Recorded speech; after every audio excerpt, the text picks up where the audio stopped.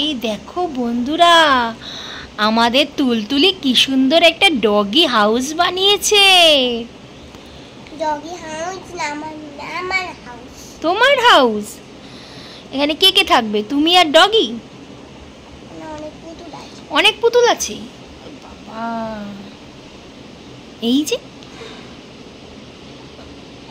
ও আরেকটা ব্যাপার, আমাদের তুলতুলির জানো তো দাঁত পড়ে গেছে, একটু আগেই দাঁত পড়ে গেছে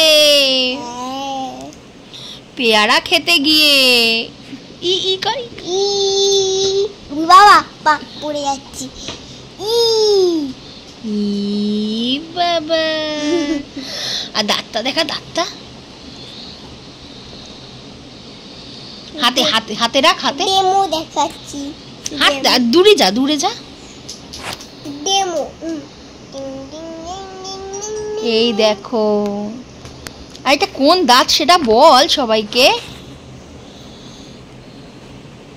না না, এই দাঁতটা কবে হয়েছে সেটা বল। জন্মানোর আগে। জন্মানোর আগে না, জন্মানোর সময় থেকেই দাঁতটা ছিল? মানে যখন জন্মেছি লাগানো ছিল। এই দাঁতটা একটু একটু বেরিয়েছিল, আর এই দাঁতটা একটু কম বেরিয়েছিল। এটা মনে হচ্ছে ওটা মাড়ির ভেতরে ছিল।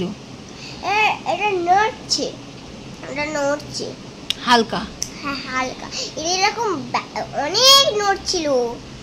অনেকদিন আগে আমি এটা লক্ষ্য করেছিলাম, প্রচুর আলাদা আলাদা করে নড়তে নড়তে আজকে দেখছি ঘুরছে।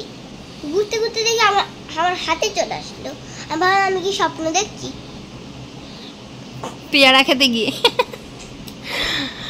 ভাগ্যিস তুই বের করতে পারলি, যদি পেটে চলে যেত পেয়ারার সাথে। আমি তো এটাই ভাবছিলাম, তুলতুলি যদি টাইম মতো বের না করতে পারে তাহলেই তো পেটে চলে যাবে। কেমন লাগছে ওই জায়গাটা, কেমন লাগছে মাম্মা?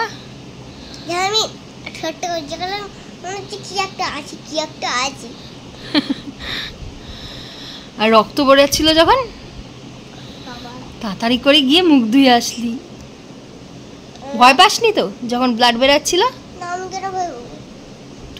সাহসী মেয়ে। আর এই দাঁতটা তাহলে কি করবি, রেখে দিবি না ইঁদুরের গর্তে দিবি? তাহলে ইঁদুরের মতো দাঁত হবে তোর শক্ত। ইঁদুরের গর্ত? ইঁদুরের গর্ত কোথায়? হ্যাঁ, ছোটবেলায় আমাদের দাঁত পড়লে ইঁদুরের গর্তে দিয়ে দিত। কোথায় দেখ, খুঁজতে হবে। আমাদের ঘরে তো নেই। ঘরে নেই, জঙ্গলে গিয়ে তুই খুঁজবি, মাঠে ঘাটে খুঁজতে। আমার এটা বিছানার তলায় রাখবো, দেখবো পড়ে আসে, গিফট দেয় নাকি। তোকে একটা দাঁত গিফট দেয় নাকি? না, পুতুল। পুতুল? আজকের মতন ভিডিওতে এখানে শেষ হলো। এই তুই বলে দে, আজকের মতন ভিডিওতে এখানে শেষ হলো। আবার দেখা হবে নেক্সট ব্লগে। ও দিদি টাটা করো। হ্যাঁ বাবা টাটা।